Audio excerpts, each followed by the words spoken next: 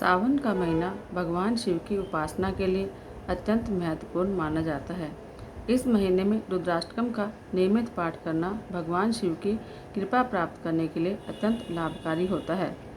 रुद्राष्टकम जो भगवान शिव की स्तुति के लिए लिखा गया है, उसके रचयिता महान संत तुलसीदास जी हैं।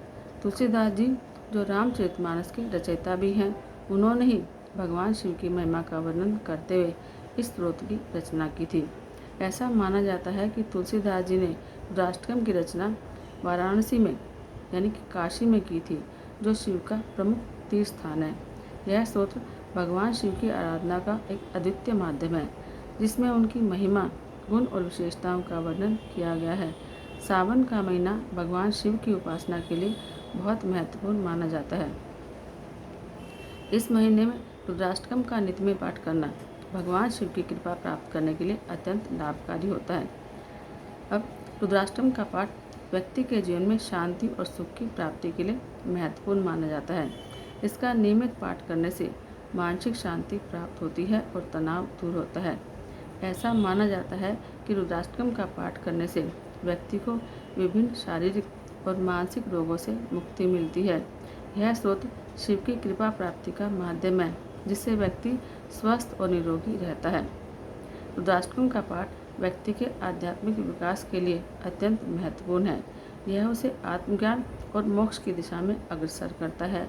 इस स्तोत्र का गहन अर्थ और इसकी भावपूर्ण स्तुति व्यक्ति के मन को शुद्ध करती है और उसे आध्यात्मिक मार्ग पर चलने के लिए प्रेरित करती है। जीवन में आने वाली विभिन्न कठिनाइयों और समस्याओं का निवारण करने के लिए रुद्राष्टकम का पाठ बहुत प्रभावी माना जाता है। भगवान शिव की स्तुति करते हुए व्यक्ति अपनी समस्याओं का समाधान पाने के लिए उनकी कृपा प्राप्त करता है। रुद्राष्टकम भगवान शिव की कृपा प्राप्त करने का एक विशेष माध्यम है। इसका नियमित पाठ करने से व्यक्ति भगवान शिव की अनंत कृपा और आशीर्वाद प्राप्त कर सकता है, जिससे उसका जीवन सफल और समृद्ध हो जाता है। रुद्राष्टकम का पाठ किसी भी समय किया जा सकता है, लेकिन इसके लिए कुछ विशेष समय और अवसरों को अत्यंत शुभ माना जाता है। रुद्राष्टकम का पाठ प्रातःकाल और सायंकाल करना बड़ा शुभ माना जाता है। इस समय वातावरण शुद्ध और शांत होता है, जिससे पाठ का प्रभाव अधिक होता है। सोमवार का दिन भगवान शिव को समर्पित होता है। इस दिन रुद्राष्टकम का पाठ करने से भगवान शिव की विशेष कृपा प्राप्त होती है और व्यक्ति के जीवन की सभी समस्याएं दूर होती हैं। महाशिवरात्रि और मासिक शिवरात्रि के दिन रुद्राष्टकम का पाठ करने से भगवान शिव की अनंत कृपा और आशीर्वाद प्राप्त होता है। रुद्राष्टकम इस प्रकार है।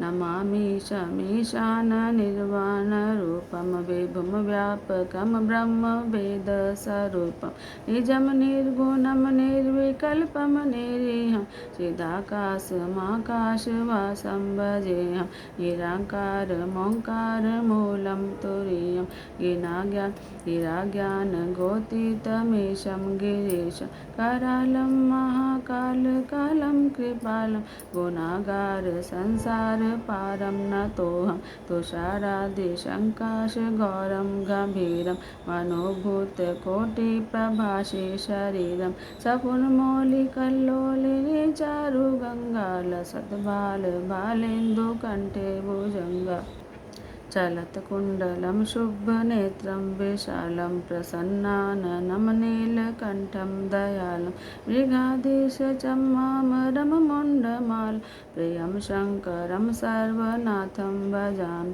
प्रचण्डं प्रकष्टं प्रगल्भं परेशम् अखण्डम् अजं भानुकोटिप्रकाशं त्रयशूलनिर्मूलनं शूलपाणिं भजेऽहं भवानीपतिभावगम्यं कलातीत कल्याण कल्पान्तकारी सदा सच्चिदानन्ददाता पुरारी चिदानन्द सन्दोह मोहापहारी प्रसीद प्रसीद प्रभो मन्मथारी न यावत् उमानाथ पादारविन्दं भजन्ति लोके परे वा नराणां न तावत् सुखं शान्ति सन्तापनाशं प्रसीद प्रभो सर्वभूतादिवासं न जानामि योगं जपं नैव पूजां न तोऽहं सदा सर्वदा शम्भो तुभ्यं जराजन्म दुःखोदतातप्यमान् प्रभो पाहि आपं नमामि शम्भो प्रभो पाहि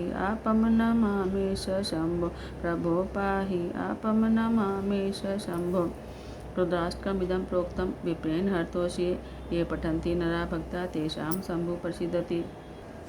रुद्राष्टकम का हिंदी अर्थ। हे मोक्ष स्वरूप विभु व्यापक ब्रह्म, वेद स्वरूप ईशान दिशा के ईश्वर, सबके स्वामी शिव जी, मैं आपको नमस्कार करता हूँ। निज रूप में स्थित भेद रहित इच्छा रहित चेतन आकाश रूप शिव जी, मैं आपको नमस्कार करता हूँ। निराकार ओंकार के मूल, तुरीय वाणी, ज्ञान और इंद्रियों से परे, कैलाशपति, विकराल, महाकाल के भी काल, कृपालु, गुणों के धाम, संसार से परे परमेश्वर, मैं आपको नमस्कार करता हूँ।